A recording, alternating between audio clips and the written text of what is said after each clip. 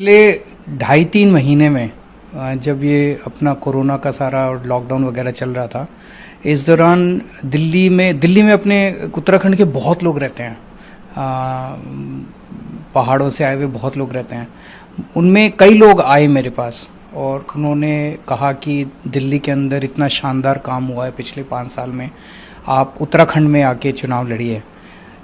एक व्यक्ति आया अपनी बहुत सारे कॉलोनी के लोगों को लेके, उसकी बेटी के 93% नंबर आए थे और सरकारी स्कूल में। तो उसने कहा मैं तो सोच भी नहीं सकता था कि इतने अच्छे नंबर आएंगे, मैं अपनी बेटी को डॉक्टर बनाना चाहता हूँ। और मैंने उम्मीद नहीं की थी कि सरकारी स्कूल में पढ़ने वाली मेरी बेटी डॉक्टर बन सकती है, लेकिन अब मुझे लग रहा है कि मेरी बेटी डॉक्टर बन सकती है। सो सब लोगों ने कहा कि आप उत्तराखंड में चुनाव लड़िए। हमें क्लियर नहीं था कि उत्तराखंड में लड़ना चाहिए कि नहीं लड़ना चाहिए। तो हमने फिर उत्तराखंड में सर्वे कराया और सर्वे में लोगों से पूछा कि क्या आप चाहते हैं कि आम आदमी पार्टी उत्तराखंड में चुनाव लड़े। तो उत्तराखंड में 62% लोगों ने सर्वे में कहा कि आम आदमी पार्टी को चुनाव लड़ना चाहिए।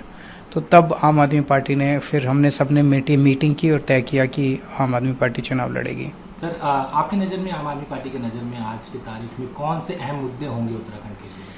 उत्तराखंड में मुझे लगता है कि 3 मुद्दे सबसे इम्पोर्टेंट हैं। एक तो रोजगार नहीं है बच्चों के पास, जिसकी वजह से उत्तराखंड से पलायन बहुत हो रहा है। कोई भी अपना घर छोड़ के नहीं जाना चाहता।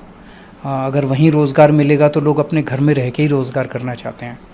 दूसरा, वहाँ पे स्कूलों की बड़ी प्रॉब्लम है, शिक्षा की बड़ी प्रॉब्लम है, कॉलेजेस की बड़ी प्रॉब्लम है। सरकारी स्कूल, सरकारी कॉलेजेस की हालत बहुत ज़्यादा ख़राब है। प्राइवेट स्कूलों का बहुत ज़्यादा शोषण है। तो जैसे दिल्ली के अंदर हमने ठीक किया स्कूलों को, शिक्षा को, वैसे ही वहाँ भी लोगों को अब ये भरोसा है कि यही लोग ठीक कर सकता है। इन्होंने दिल्ली में करके दिखाया, अब ये उत्तराखंड में भी करेंगे। और वैसे ही स्वास्थ्य सेवाओं का, अस्पतालों का, इसका बहुत बुरा हाल है। वहाँ पे एक प्रथा है डंडी खंडी करके, जिसमें पहाड़ों के ऊपर लोग रहने वाले, वहाँ पे आसपास कोई अस्पताल, कोई क्लिनिक नहीं होता।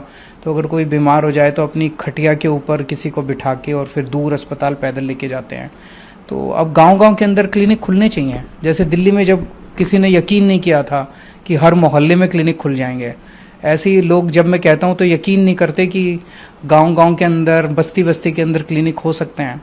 लेकिन दिल्ली में हुए, वहाँ भी होंगे। सर, आपके लिए उत्तराखंड कितना अहम है? क्योंकि 1.5 साल है चुनाव को उत्तराखंड के, इसको लेकर आप कितने गंभीर है, पार्टी कितनी गंभीर है?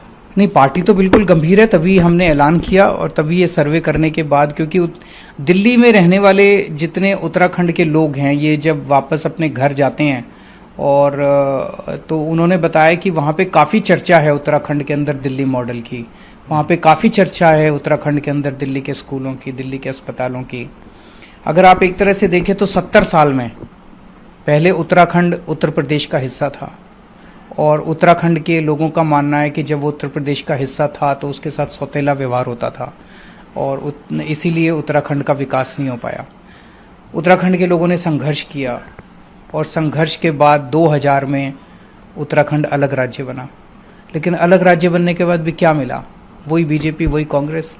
2000 से 2002 तक बीजेपी आई, फिर उसके बाद कांग्रेस आई 2002 से 2007 तक, फिर 2007 से 2012 तक फिर बीजेपी आई, फिर उसके बाद अगली फिर कांग्रेस आई और उसके बाद अब फिर बीजेपी आई। एक बार बीजेपी, एक बार कांग्रेस, यही दिल्ली में था। तो लोगों को अब दोनों पार्टियां देख ली, दोनों पार्टियों को कई बार मौका दे के देख लिया, लेकिन ना स्कूल सुधरे, ना अस्पताल सुधरे, ना सड़कें सुधरी, ना लोगों की जिंदगी सुधरी, ना नौकरियां मिली, ना बिजली सुधरी, ना पानी सुधरा, कुछ नहीं सुधरा। अब लोगों को ये उम्मीद है कि ये आम आदमी पार्टी जो है, इसने दिल्ली में करके दिखाया तो यहाँ भी करेंगे।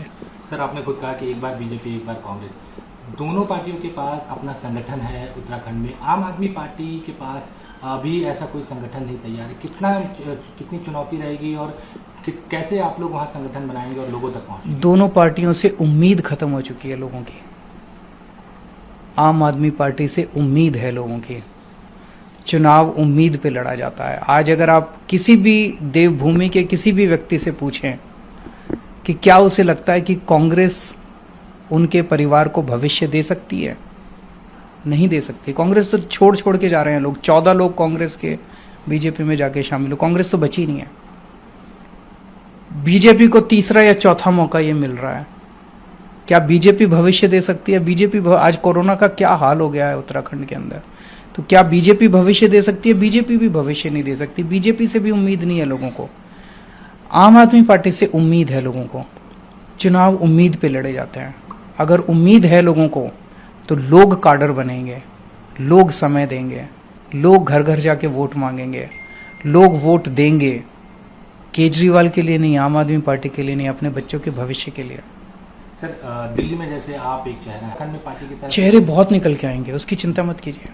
1 करोड़ लोग उत्तराखंड के, उनके साथ मिलके एक उत्तराखंड मॉडल बनाएंगे। जैसे दिल्ली मॉडल है, एक देवभूमि मॉडल होगा जो पूरी दुनिया में फेमस होगा। तो ये माने कि आम आदमी पार्टी आने वाले चुनाव में 70 की 70 सीटों पर उत्तराखंड बिल्कुल, फरवरी 2022 में जो उत्तराखंड में विधानसभा चुनाव होंगे उनमें सभी सीटों पे आम आदमी पार्टी चुनाव लड़ेगी।